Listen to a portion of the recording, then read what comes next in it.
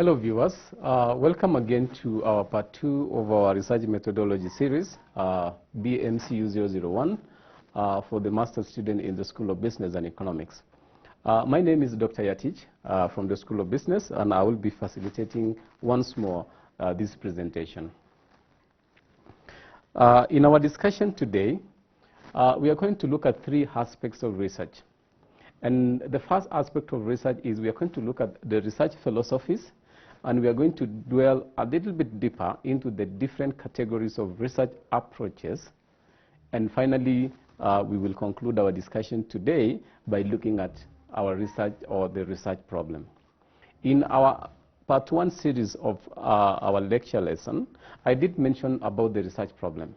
And I say that research problem precedes or is the basis for any research endeavor. And therefore, I will spend more time today to discuss with you the tenets and the characteristics of a good research problem and why it is important in research. So let's look at, first and foremost, what are the different schools of thought when it comes to research. And this is what we call the philosophies in research. Inasmuch as researchers may want to embark on a research endeavor, we always say that you must subscribe, or your research should subscribe to a particular school of thought. And that is basically what we refer to as the philosophies in research. And the first philosophy or the school of thought in research is the school that believes that research must be done or must use quantitative methods so that they can arrive at its conclusion. And that is the type of school of thought that we refer to as the positivism school of thought. And these positivist researchers, they always consider that society shapes the individual and not the other way around. And therefore, they always prefer using quantitative methods and quantitative ways of conducting a research activity so as to arrive at a meaningful conclusion. And in this case, they prefer the quantitative methods. Quantitative methods simply implies that you are going to collect data in terms of quantity. So if you are dealing with, for example, supply and demand, then you might want to consider yourself a positivist researcher. If you are doing, for example, production related kind of research, you might consider yourself, for example, a positivist researcher. And therefore, if you subscribe to the school of thought that you are doing quantitative research, then we consider you a positivist, or you are subscribing to the positivism school of thought. Secondly, and the converse of the positivist type of researchers is the interpretivist type of researchers. And these are people who believe that the individuals shape the society. And therefore, when we talk about that, what we are simply implying is that they prefer collecting opinions and ideas from people. So if you are conducting a qualitative type of research, then you are going to ask people about opinions, what they think about a particular government, what they think about a particular process, or what they think about a particular product. It is as saying, we have 3 different types of bread. What do you consider, or what do you think about these different variants of bread? And you are asking people to tell you how they feel or how they perceive that product in terms of either taste, feeling, touch, and so forth, or maybe generally what it brings to them in terms of how they feel about that product, or maybe about that particular dress they wear. And therefore, you will be collecting opinions and ideas from people. And therefore, we expect you to be subscribing to the interpretivism school of thought. And in doing so, you are simply saying that it is the individual, it is the people, it is the respondent who shapes what happens in the society, because you are asking them what they think about society and why or how they think that can improve and so forth. Whereas positivists believe that it is actually the society that shapes the individual or the society or the inhabitants, and therefore they rely heavily on quantitative data. Then lastly is now a combination of both. We have those scientists or those researchers who believe that actually you can combine both qualitative and quantitative research approaches to arrive at a given end when you are conducting a research process. And we call them the pragmatist researchers, or these are researchers who subscribe in this pragmatism school of thought.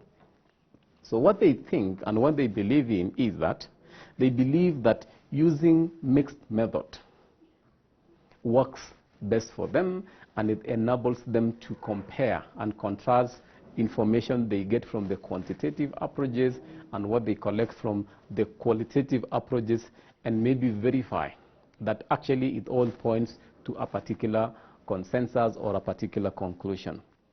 So you will find that most oftenly, for those of you who will be carrying out a mixed approach type of research, because in our first lesson, we did say that the mixed approach is what you call the quantitative and qualitative approach of research methodology. Remember that research approaches are always classified into three: quantitative approach, qualitative approach, and the mixed approach. That's also what you normally call the research methodology. So if you are doing the mixed approach, then we consider you as a pragmatist, and you believe that both methods can give you a better conclusion than only relying on one method of approach or of data collection. So chances are, if you are a pragmatist, then we will be seeing in your research protocol maybe questions to do with quantitative nature or of quantitative nature. Maybe you are asking open-ended questions. What do you think about this product? That is after asking them, maybe how do you spend? Or how much do you spend on a weekly basis, on a monthly basis on this particular product? Then you will give quantities. Then they will tick, or maybe they will indicate the quantities which you will subject to quantitative methods of analysis. Then further to that, you will be asking them what they think also of that particular product. They will tell you it is good, it is healthy, it has a lot of ingredients. Those are now opinions from the respondents, which you will subject them to qualitative analysis so that you can compare. But if it is healthy product, does it correlate well with maybe, for example, the amount of product they buy in a week? So that you can be able to unearth the trends and maybe the hidden meanings in terms of maybe assigning an association. So that you can say, I think the reason why this particular group of people are saying this product is health, or maybe it goes that those people who agree that this product is health are also the same people who are highly consuming that product. And therefore, you are able to establish relations or validate your research findings. Secondly, let's look at types of research. And I wouldn't want to call this the type of research per se, but most oftenly people refer to them as the research designs that you would want to engage in, or that you may want to engage in. Now, let's consider, for example, most oftenly in business research, you will find many students saying, I'm using a descriptive research design, I'm using an analytical kind of research design, my research is applied research, my research is fundamental research. I did mention that in our first presentation. I'm using quantitative, my research is quantitative, my research is qualitative, my research is conceptual, my research is empirical, or empirical type of data research, and so forth. So what are these different types of research terminologies that we normally come across? Number one, let's look at descriptive versus analytical type of research. Now, descriptive is simply what it says. If you're actually describing a phenomenon or something as it happens. Most oftenly, most of us who are in business or who are in social sciences, you normally deal with dynamic research problems. And as you do that, you'll actually find that you would want to tell us how that phenomena occurs at a particular period of time, and maybe at a particular place. So you're actually describing a phenomenon as it is, and maybe now as you go to the field to collect data, you will come up with a possibility, or you will come up with different possibilities or maybe strategies to explain more about that phenomenon. Why is it, or how is it different from analytical, for example?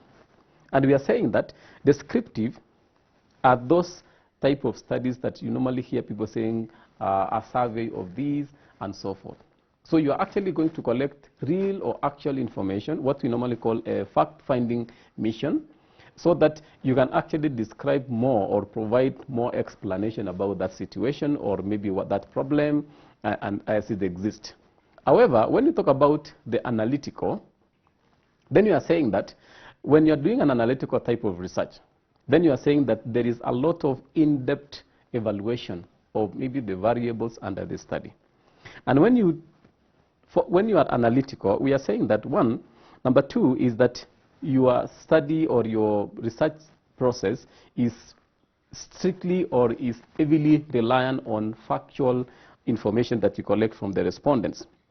And as you collect those information, we are simply saying that this information may be either readily available, and therefore you're going there to just do a summary analysis so that you can identify either themes or maybe the most occurring or maybe the most happening or maybe the key issues that maybe other researchers have not been able to identify. Take for example, for instance, you want to do a research in a company and you want to describe how performance has been going down. As mentioned in our previous lesson, is that if you are doing that kind of research, then we qualify that as a descriptive type of research. However, if, for example, you are sitting down in your office or maybe in your house, and you're looking at data that has been happening, or maybe the trends of information or data that has been there maybe for the last, let's say, 10 years or 5 years and so forth, and you have voluminous amount of resources to review, then we are simply saying that you're actually carrying out an analytical research. Because what you are simply doing is that you are using the existing information to compare and contrast and come up maybe with something new that maybe those researchers seated in different places or maybe publishing in different articles or in different journals have not converged to agree that you found this, I found this, and this is predominant. So it is as simply saying that you're looking at research A, B, C, D, and you're looking at common themes. And then you are basing on those research, you're coming up now with something new, and you're telling us, I think, in as much as these people did this research, then this problem is common, not just in that particular region, but it is maybe a global problem or maybe an industry problem and not maybe a farm problem. The second category of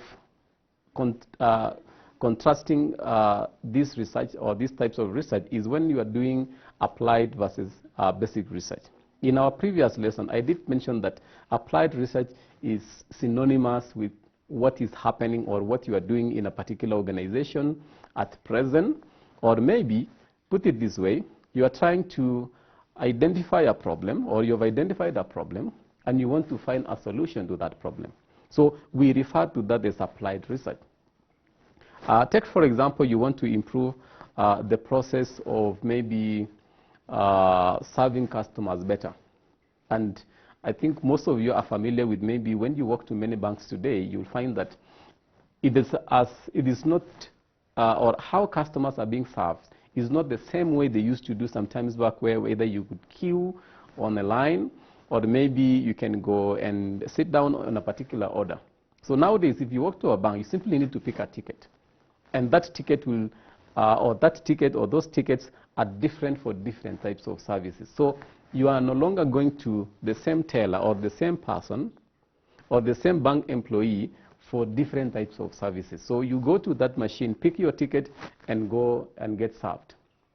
So what does that mean? It simply means that maybe somebody saw that there was time wastage in terms of how they serve customers and so forth. That if, for example, you are position number, or maybe you are number 20 in a particular queue, then there is no need of you waiting there to be served, but maybe you can go out, do or maybe run an errand and then come back just to be on time to be served, because maybe you are either position number 100 and maybe the machine are projecting maybe that they are now serving maybe customer number 20. So before you, instead of you waiting there, you can maybe go and do something else and come back. Similarly, maybe a customer maybe who wants to do or maybe to exchange some foreign currencies may not need to go to the deposit teller, but maybe pick a ticket that is that corresponds with that type of service and then be served fast and maybe leave. And therefore, maybe somebody foresaw that problem as maybe a time-wasting problem when people come to queue and so forth. And maybe somebody decided that, I think we can improve this process by introducing this machine. And therefore, that falls into the category of applied research. But as discussed earlier on, the basic or fundamental of pure research is actually that kind of research that you are trying to find a solution for an immediate problem facing a society or organization, but not necessarily coming up with new method or new way of doing something, but you are trying to come up either with new knowledge that has not been discovered before, as opposed to the applied research, where you're either solving a problem. If, for example, we focus on the health sciences, where you are developing, for example, a vaccine or maybe a medicine for a particular disease, then what you are simply doing is a pure research, where you are going to the lab and you are carrying out a lot of tests so that you can continuously assess and monitor maybe the efficacy of that drug. And that basically can be classified as a pure research, because you're actually coming up with something new that has not been discussed before, or maybe that has not been found before. Then what about the quantitative and qualitative type of research? The definition there is actually on the terminology itself, that if you are carrying out the quantitative research, then you are going to collect data in form of either numerals or in form of numbers or in form of figures, which you can subject them to quantitative data of analysis like descriptive statistics or inferential statistics. However, if you are doing a qualitative type of research, then chances are you'll be dealing with opinions, people's ideas or comments and so forth. And you can always analyze them either thematically or content-wise, or in terms of maybe what is predominant from the feedback that you collect from your respondents. And then on the same type of research, we also talk about the conceptual versus the empirical research. Now, what are the difference, or what are the key issues that distinguish these two types of research? When you talk about empirical research, for example, then we are saying that empirical research is the type of research that relies heavily on what others have done, and also it also relies on primary data. So it must be empirically supported or analyzed, compared to conceptual framework, where you are only idealizing on something and you're thinking about maybe how something happened, and at the end of the day, you're actually telling us, I think what causes these is ABCD according to my thinking. I'll give you a very good example. Take, for example, the theory of evolution. So somebody begins to think about man and imagines, how did man come up with, or how did we arrive at this point where we have man? Then somebody begins now to unearth historical artifacts, subjecting them to the lab, and begin to think. So the abstract idea there is actually that we evolved. So how do you justify that evolution now? So somebody tries now to go and collect information and try to prove that actually we evolved, and tries to give information and data and whatever, that we came from maybe a microorganism, we grew up like that, and then we followed a different, or we followed the different types of stages that are listed in the theory of evolution up to now. Then another school of thought says, no, I think we were created by a supreme figure or a supreme person, and therefore this person sat down and thought and said that we need to make man, and so forth. Then you have the story of creation. So if you were to subject them to scientific test, you'll find that there will always be controversy surrounding those types of findings or those types of research. And therefore, they fall under the category of conceptual types of research, where you are dealing with abstract ideas, and chances you are always coming up with either a theory or maybe a kind of a line of thinking that tries to explain the existence of a phenomenon or of something. Put it this way also in business, because you can also do a conceptual research in business. We have different types of theories in business. For example, we have theories of how people behave, and somebody conceptualizes and says, I think people can behave or can be conditioned so that they can respond to a particular stimulus. So we have the different types of theories, like the operant conditioning, where Pavlov decides to go to the lab, thinks of idea and say, how can we make people to respond to something? Then you have a different theory, or you come up with a theory that explains the existence or how people respond to stimulus and so forth. Another person sits down and says, I think in management you must subscribe to a particular theory, or there are some principles that explains how people behave in an organization. Then we have the theory of management, and we are told now that we have the classical theories, we have the contemporary theories, and so forth. Somebody sits down, for example, in human resource and says, I think we have two different types of people. We have people who subscribe to a characteristic or maybe a theory called maybe theory X, and we have people who subscribe to another theory called theory Y. And somebody goes further and explains, I think if you find people who naturally hate work, wouldn't have to be pushed to work, and you have people who love work, who come to work very early, who always, even maybe in their houses, they are still thinking of work. How can we classify these two people? Then somebody says, I think those people who hate work so much, we can call them theory X. And those people who like work so much, who don't need to be pushed, we can call them theory Y. It is still subject to debate. It is still subject to discussion. And that is why any student who wants to maybe dispute that, maybe can give another contrary opinion, so that maybe other readers also can begin critiquing or maybe evaluating that kind of theory. And that is now what we call conceptual types of studies, which is different from empirical, which relies heavily on data, and there is nothing to do with theory, but you collect data and interpret data, that data, and tell us actually this is what it means. A good example is the demand and supply curve, for example. It goes without saying that it has been tested over and over, and it has been found that the demand curve or the supply curve is always inversely proportional.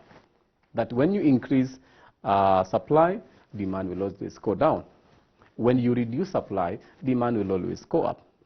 Or also, when you talk about, when you bring in another third factor, that is price, and you're looking at increase in price, then demand will always go down, because the common consumer may not be able to have more money to spend, and therefore demand goes down. But when you reduce the price of that product, then demand goes up and also supply goes up.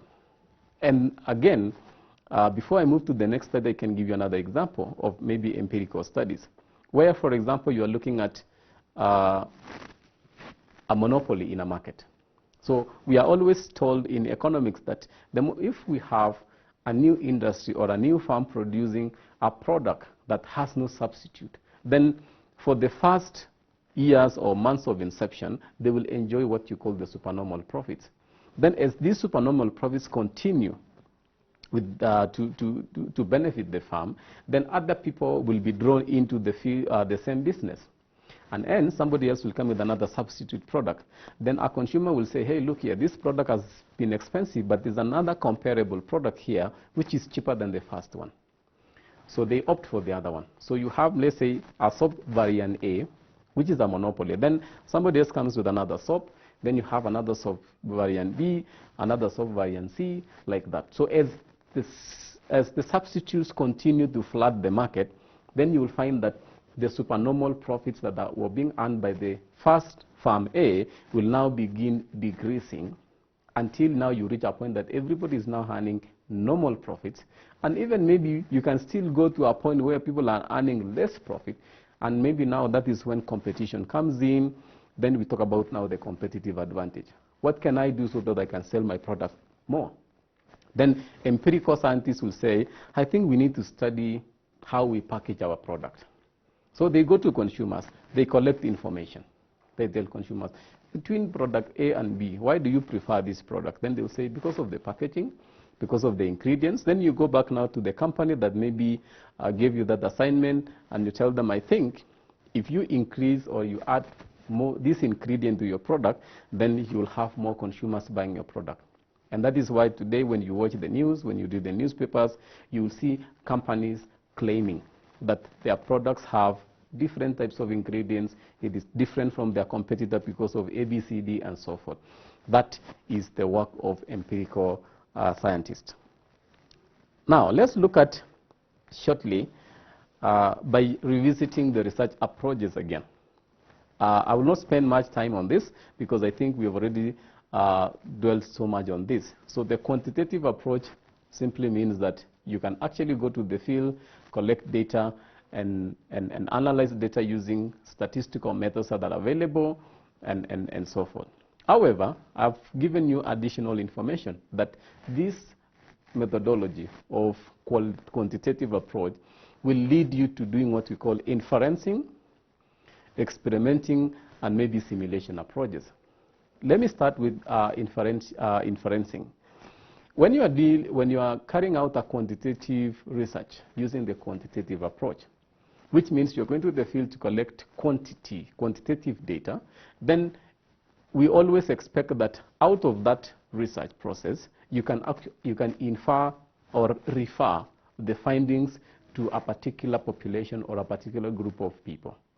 It is as well as saying, if I conduct today a study in, let's say, Kiambu County, or maybe Nairobi County, and I ask people about what they think about a particular type of bread, and they give me what they think that bread should contain. Then, once I'm through with my analysis, then I will say, in as much as the people of Nairobi consider this product to be having this type of ingredients, then it also goes without saying that if I was to conduct the same study, for example, in Mombasa County, chances are the same people of Mombasa County also will still mention the same ingredients. And if there will arise some difference, it will be very minor difference. And therefore, when you are using quantitative approaches, that is why now you must always explain, or you must use approaches or methods that will always enable you to infer your findings to the general population. That if this is happening in Nairobi, then it must also be happening in Mombasa. A good example is the political polls or analysis, opinion polls that are normally carried out.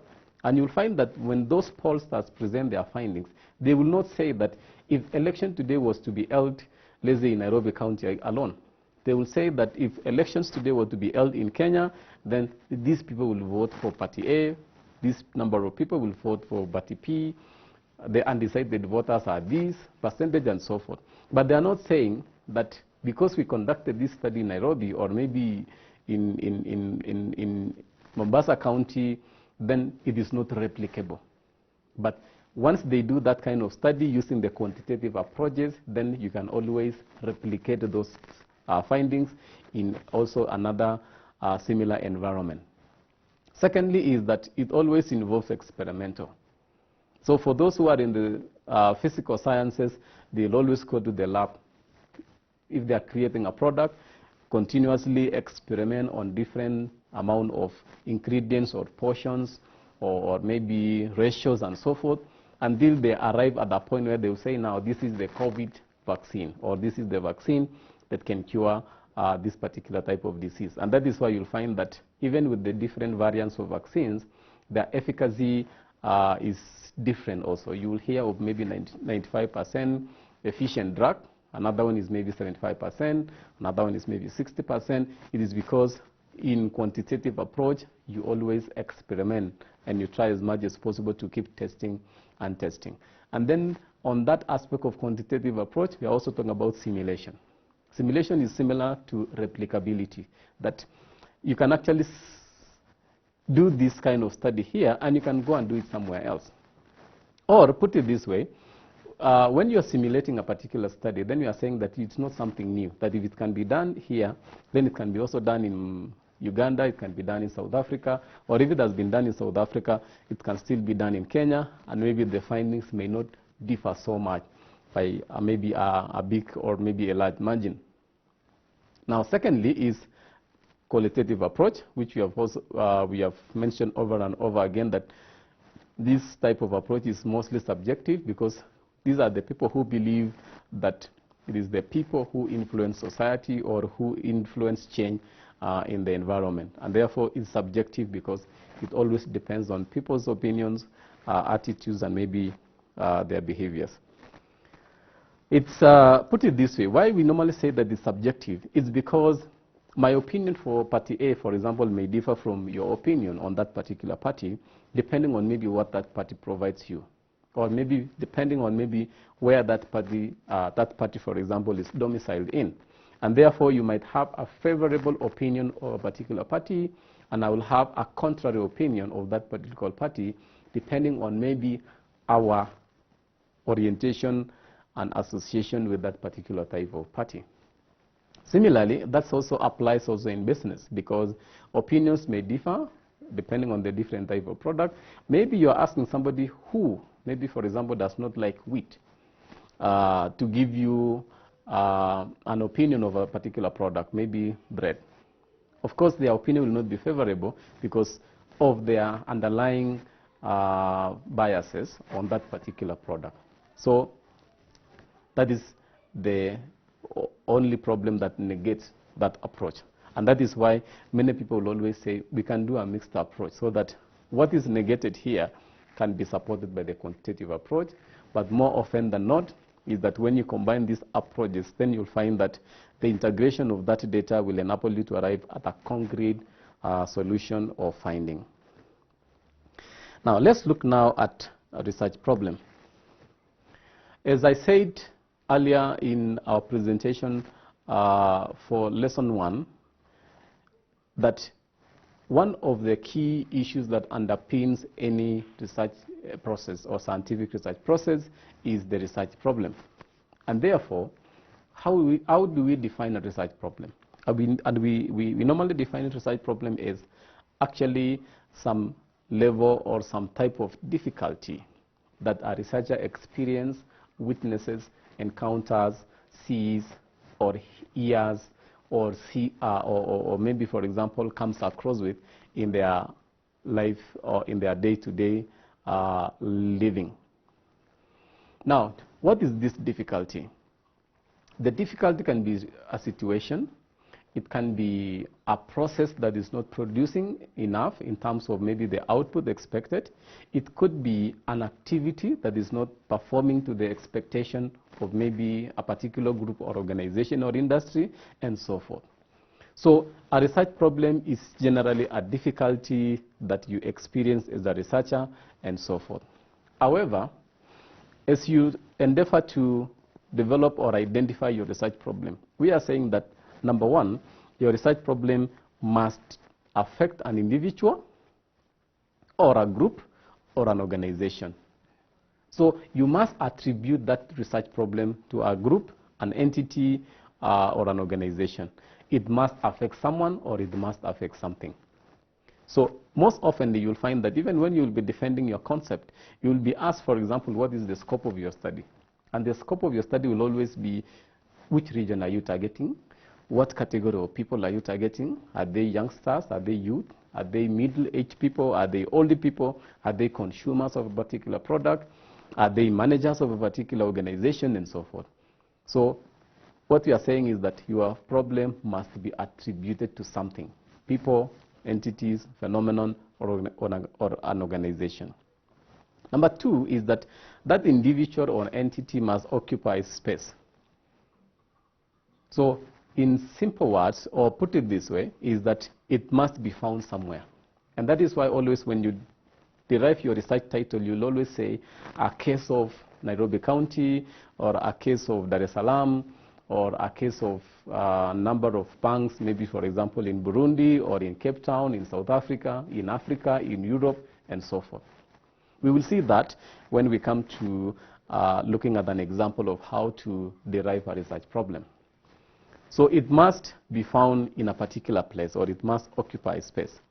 Thirdly is that there must be at least two courses of actions. I'll put it this way. You must have the dependent variable and the independent variable. So there must be somebody who is affected, or something that is affected, and something that is affected. There must be an affected person and the affecter. So the affected person could be the organization, and the affecter could be the independent variables that you normally vary, so that you can see the response in the dependent variable. Let me use an example.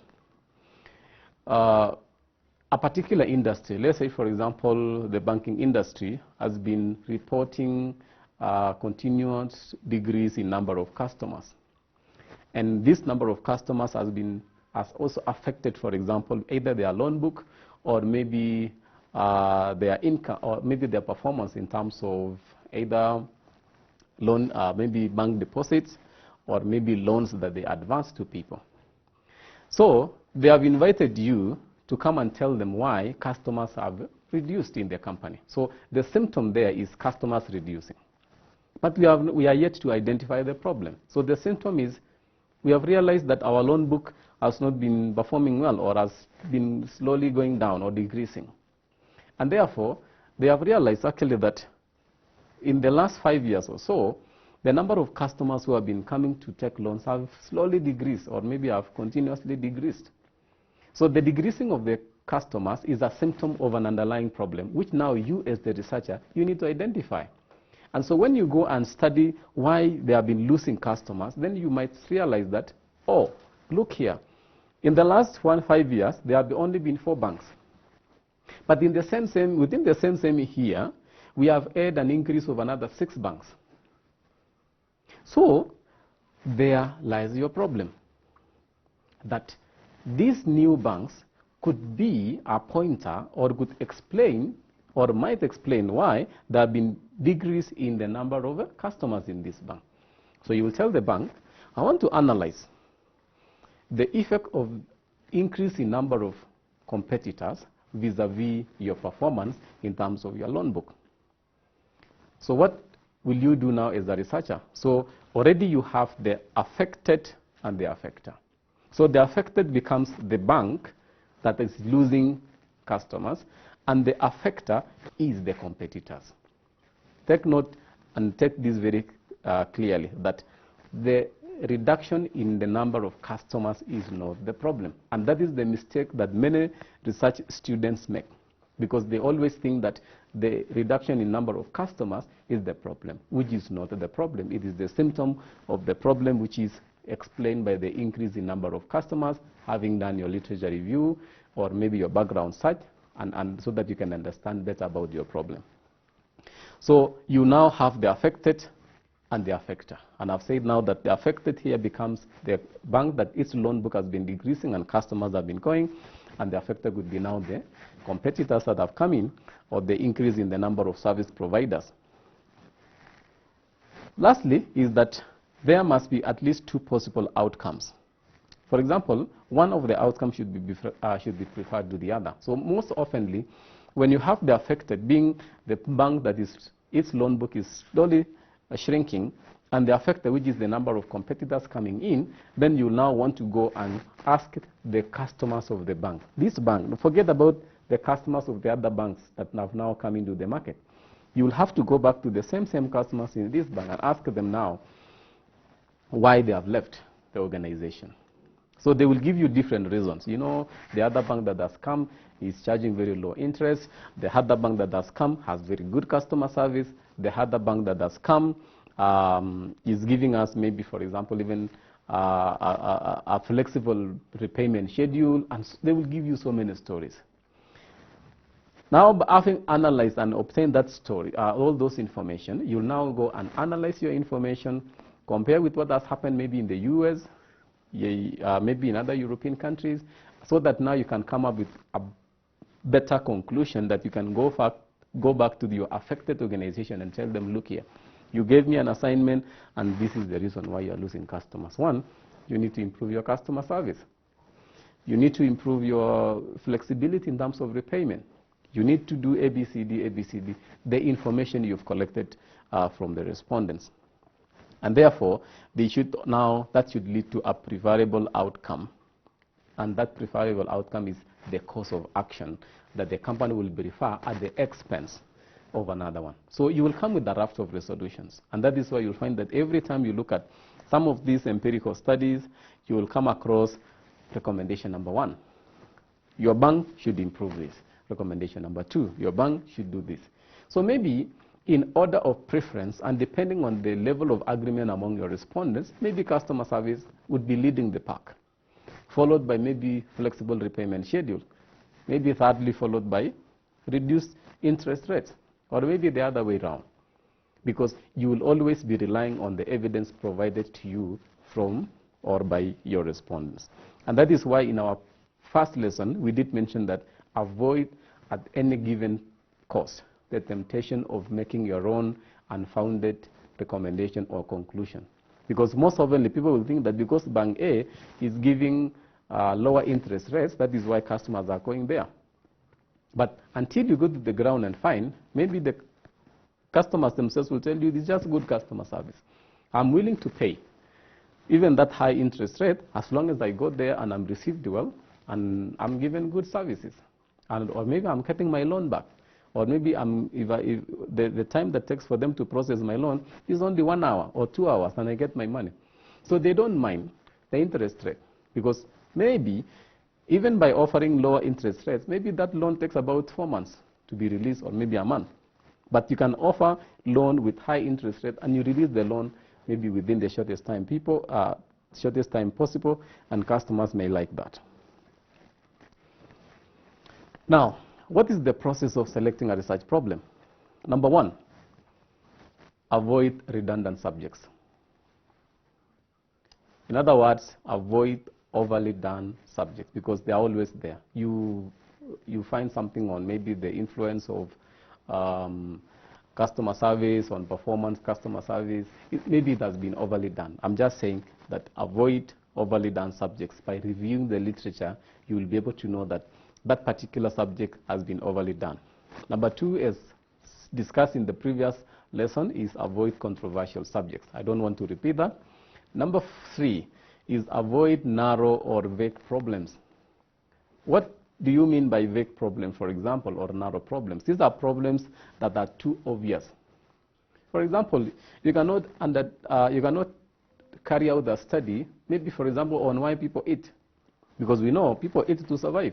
And therefore, that becomes a vague problem or a very narrow problem. You cannot convince anybody that why people eat is because of ABCD they know. However, you can do a study on the healthy, or maybe on something to do with healthy living, or maybe healthy eating. That other than eating, actually you can eat healthy. But eating alone is a very narrow problem. It does not explain anything because it is vague. But if you talk about health living, somebody will be interested and say, I think I'm interested in what you are talking about. Tell me more about health eating. That, I need to eat balanced meal. Okay, I didn't know that. That I need to eat have vitamins. I didn't know that. So that becomes now a better problem. And I'm going to demonstrate that in our next slide. We are also saying that the problems must be familiar. And I think I've said over and over that start with the known to the unknown. So do not introduce something that many people are not aware of. For example, if you go to the villages, the remotest village of Africa, and you're doing a study on transgender, somebody may not even know that there's somebody called a lesbian. Somebody may even be aware that there is no LGBT kind of people in the village, or they might know actually that there are even women who marry other women. Though they might be there, but maybe in a different context, culturally, like maybe with the Kamba community, for example, where another woman can inherit another one so that they can give birth to children on their behalf. But there are some certain topics or problems that may not be familiar with people. So it will give you a lot of problem to research on those subjects. I did also say earlier on that it should be within your area of specialization, and I think that is clear. Another element of a good research problem is you must consider the element of cost and time. You must It must enable you to conduct that research within a particular period of time and with depending on the amount of resources that you have. And then we are also saying that all problems must be preceded by a preliminary study. I think I don't want to underscore that. That is the panacea for every research process. You must do a preliminary reading so that you can understand more about your problem. One, so that you avoid repetition or duplication, and two, so that you can understand better the level of manifestation of that problem. Maybe you saw something in the newspapers and then you only realize it's only affecting maybe one organization and not many organizations as you thought. And then lastly, it must always be tackled intelligently. I think we did say in our first lesson that you must be very systematic, you must be very logical, and that simply captures the spirit of being intelligent in carrying out your research problem. Now, in brief, I just want to say that when you are defining your problem, number one, state the problem in a general way. I will demonstrate that. Number two, understand the nature of the problem. Is it affecting a people, organization, or an entity? Number three, read more and understand more about that problem. Number four, start developing ideas around that problem. What does this lead to? It leads you to developing your research objectives. What are the key variables that will guide you through that research problem? And then lastly, you have to rephrase your research problem into a working proposition or a working problem. This means by the time you reach here, we are convinced that you have a life problem that is worthy of researching on. Lastly, let's look at an illustration of a research problem. And I've given you an example. The first point there that is highlighted in red is a general representation of a research problem. You read the newspapers or there's a news flash that comes out and says the productivity in Japan is higher than India. That is just a problem. Productivity in Japan is higher than in India. Then the next question is, what type of productivity are we talking about here? Is it production of real tangible goods? Is it production in terms of customer service? Is it production in terms of maybe, for example, economies of scale? You are using less materials to produce more. What type of industries are we talking about here? So what period of productivity are we asking ourselves about here? So that is the problem in a general manner. So you are following that five-step process I already provided in the previous slide. And therefore, you have the problem here that commercial banks are performing poorly than the SACCOs. It's a general statement. Or SACCOs, savings and credit organizations, are producing less than the commercial banks.